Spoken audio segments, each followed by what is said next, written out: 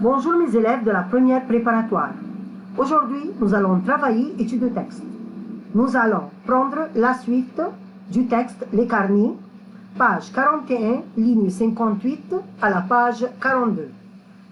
Faites attention avec moi, ouvrez votre livre à la page 41, ligne 58. Attention, je commence à lire, faites attention avec moi. Ligne 58. Ce qui était embêtant, c'est que maintenant, il fallait que je rentre chez moi. J'ai commencé à marcher en faisant attention de ne pas mettre les pieds sur le riz entre les pavés. C'était facile parce que je n'allais pas vite. Papa, je savais bien ce qu'il me dirait. Il me dirait que lui était toujours premier de sa classe et que son papa à lui était fier de mon papa à moi et qu'il ramenait de l'école des tas de tableaux d'honneur et de croix et qu'il aimerait me les montrer, mais qu'il les a perdus dans le déménagement quand il s'est marié. Et puis papa me dirait que je n'arriverai à rien, que je serai pauvre et que les gens diraient que c'est Nicolas, celui qui avait de mauvaises notes à l'école. Et il me montrerait du doigt et je les ferai rigoler.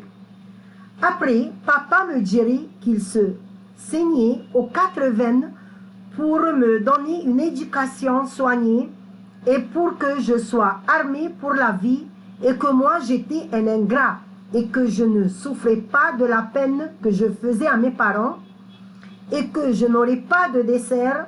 Et pour ce qui est du cinéma, on attendrait le prochain carnet.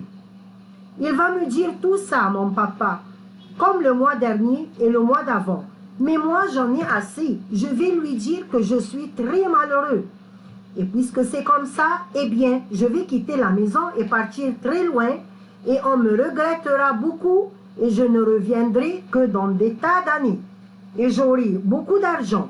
Et papa aura honte de m'avoir dit que je n'arriverai à rien et les gens n'oseront pas me montrer du doigt pour rigoler et avec mon argent, j'emmènerai papa et maman au cinéma et tout le monde dira « Regardez, c'est Nicolas qui a des tas d'argent et le cinéma, c'est lui qui le paye à son papa et à sa maman, même s'ils ne sont pas très gentils avec lui. » Et au cinéma, j'emmènerai aussi la maîtresse et le directeur de l'école. Et je me suis trouvée devant chez moi. En pensant à tout ça et me racontant des chouettes histoires, j'avais oublié mon carnet et j'avais marché très vite. J'ai eu une grosse boule dans la gorge et je me suis dit que peut-être il valait mieux partir tout de suite et ne revenir que dans des tas d'années. Mais il commençait à faire nuit et maman n'aime pas que je sois dehors quand il est tard. Alors, je suis entrée. Dans le salon, papa était en train de parler avec maman. Il avait des tas de papiers sur la table devant lui et il n'avait pas l'air content. « C'est incroyable, disait papa, à voir ce que l'on dépense dans cette maison. On croirait que je suis un multimillionnaire.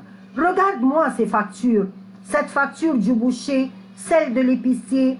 Oh, bien sûr, l'argent, c'est moi qui dois le trouver. » Maman n'était pas contente non plus et elle disait à papa qu'il n'avait aucune idée du coût de la vie et qu'un jour, il devrait aller faire des courses avec elle et qu'elle retournerait chez sa mère et qu'il ne fallait pas discuter de cela devant l'enfant. Moi, alors, j'ai donné le carnet à papa. Papa, il a ouvert le carnet, il a signé et il me l'a rendu en disant « L'enfant n'a rien à voir là-dedans. Tout ce que je demande, c'est que l'on m'explique pourquoi le gigot coûte ce prix-là. Monte jouer dans ta chambre, Nicolas, m'a dit maman. C'est ça, a dit papa. Je suis montée dans ma chambre, je me suis couchée sur le lit et je me suis mis à pleurer. C'est vrai ça. Si mon papa et ma maman m'aimaient, ils s'occuperaient un peu de moi. Maintenant, j'explique. Faites attention avec moi. Alors, après ce qui s'est passé avec Hude et ses parents, Nicolas pense bien de rentrer chez lui. En suivant la route de sa maison, il pensait à ce que son père va lui dire, qu'il était toujours le premier de sa classe, pas comme Nicolas paresseux et qui n'arrivera à rien. En plus, tous les gens se moqueraient de lui.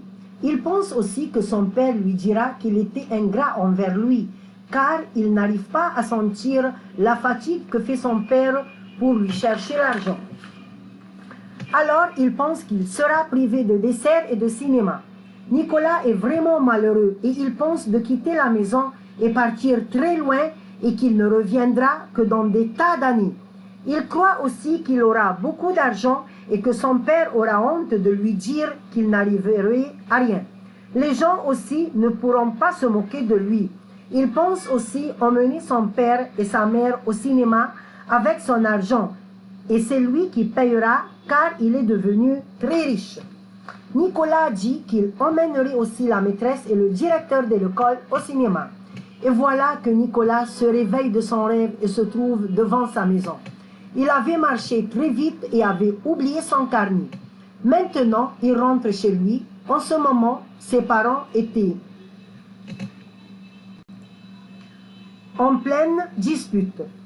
Son père se disputait avec sa mère à propos de l'argent qu'il dépensait à la maison et il n'avait pas l'air content. Alors Nicolas a donné le carnet à son père qui l'a ouvert et il a signé le carnet sans même regarder les notes de son fils. Et sa mère lui a demandé de monter dans sa chambre pour jouer et son père aussi. Finalement, le pauvre Nicolas est monté dans sa chambre et il a commencé à pleurer. Il a vu que son père et sa mère ne l'aiment pas car ils ne lui accordent pas d'attention. Surtout que personne n'a regardé ses notes dans le carnet et personne ne l'a grondé pour son travail à l'école. Et maintenant, sens des mots. Numéro 1, les raies, les traces. 2, les pavés, un sol recouvert de pierre. 3, un ingrat